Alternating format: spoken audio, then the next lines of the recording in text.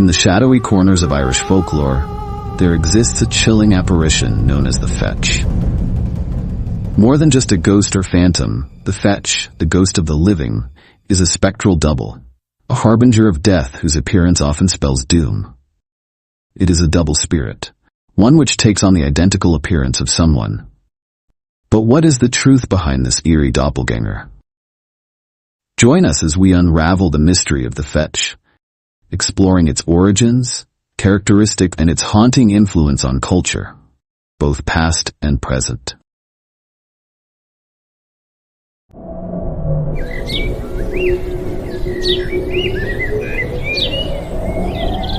In the heart of rural Ireland lies a village shrouded in mist and mystery. Among the whispers of the old, one tale sends chills down every spine. The story of the fetch, a silent reflection of one's soul and a harbinger of death. But Ethan, a skeptic, comes face to face with his spectral double in an encounter changes everything. Ethan, a rational and sharp-witted historian, is visiting the village to research its folklore. As the sun sets, casting a golden hue over the landscape, the villagers warn him of the fetch, but he brushes it off as mere superstition.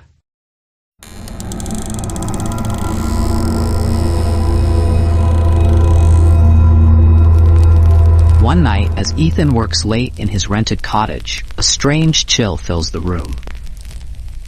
The flickering candlelight casts moving shadows, and he hears footsteps outside. When he opens the door, he is struck silent. Standing before him is a figure identical to himself, pale and glowing faintly in the moonlight. The fetch doesn't speak. It only stares with a haunting calmness. Determined to find an explanation, Ethan delves into the village's history, uncovering tales of others who encountered their fetch. Each story ends in tragedy, with the person dying shortly after. As fear begins to creep in, Ethan's skepticism is challenged. He starts noticing the fetch following him, appearing in mirrors, reflections, and even shadows. Ethan confronts the fetch in the ruins of an ancient chapel under a blood-red moon. He demands answers, but the fetch remains silent.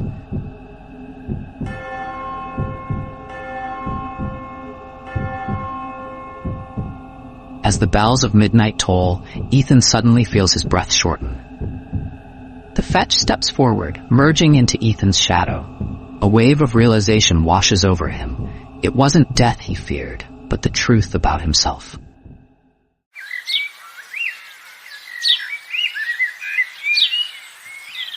The next morning, the villagers find Ethan unconscious but alive in the chapel. He wakes with a renewed perspective, humbled by the experience. The fetch, he realizes, wasn't a threat, but a reminder of the inevitable connection between life and death.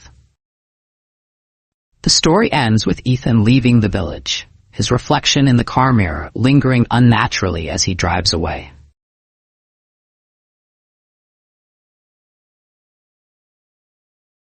A fetch is a doppelganger spirit, takes on the appearance of someone who has just died or is just about to die. The concept of the fetch originates in ancient Irish mythology, rooted in the belief that the soul can manifest separately from the body. The word fetch derives from the Old Irish term fecht, meaning a journey or apparition. Others say that it comes down from the ancient Irish word for seer or prophet, faith. Stories of the fetch were passed down orally through generations, becoming a staple of Irish superstition and a symbol of the thin veil between the living and the dead. Originally comes from Ireland, the fetch migrated to England in the 18th century, where they became more commonly known simply as doubles. Stories of doubles and fetches abounded in 18th and 19th century folklore, with authors often employing the double as a means of showing the main character the error of his ways.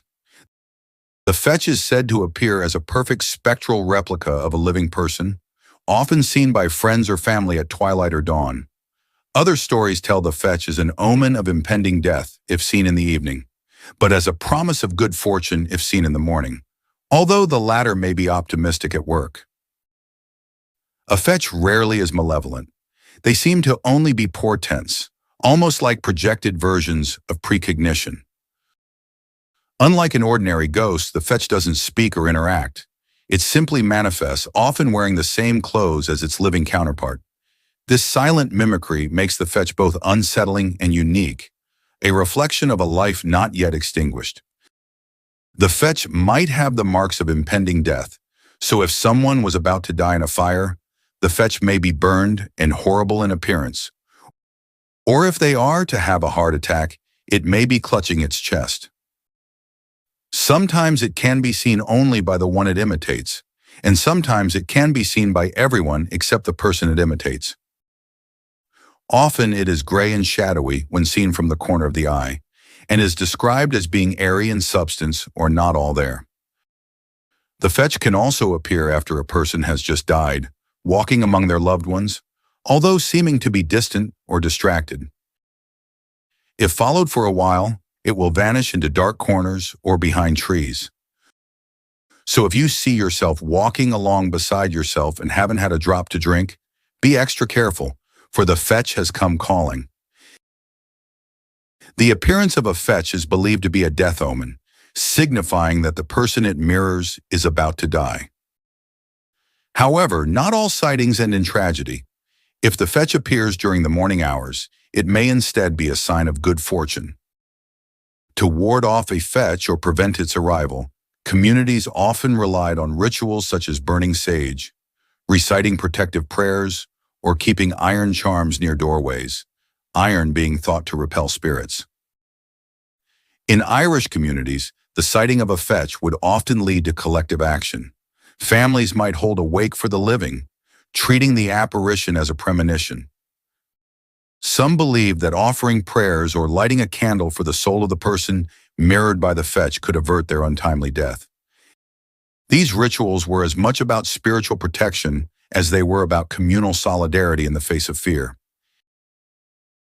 In one chilling account from the 18th century, a man in County Galway claimed to have seen his fetch standing at the foot of his bed, staring silently. Days later, he fell ill with no apparent cause and died within the week. Such stories, though unverifiable, were enough to embed the fetch deeply into the collective psyche of Ireland. Though belief in the fetch has waned in modern times, the idea of doppelgängers as ominous figures persists in literature, films, and pop culture. The fetch serves as a symbolic reminder of mortality, identity, and the eerie possibility of encountering one's own shadow self. From horror novels to psychological thrillers, the fetch's essence continues to haunt the imagination. The movie series Final Destination could be considered to be about an elaborate fetch scenario, and much like in the films, the victim will usually die as predicted by the fetch, if not in exactly the same manner. The fetch is the central antagonist of The Stray Sod Country by Patrick McCabe. In McCabe's version, the spirit inhabits individuals instead of mimicking them and causes them to harm others around them. The fetch is more than just a tale of terror. It is a profound reflection on life, death, and the unknown.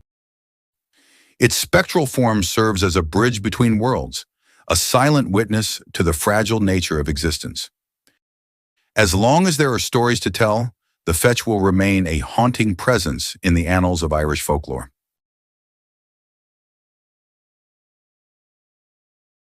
Thank you for watching. Please like, share, and subscribe.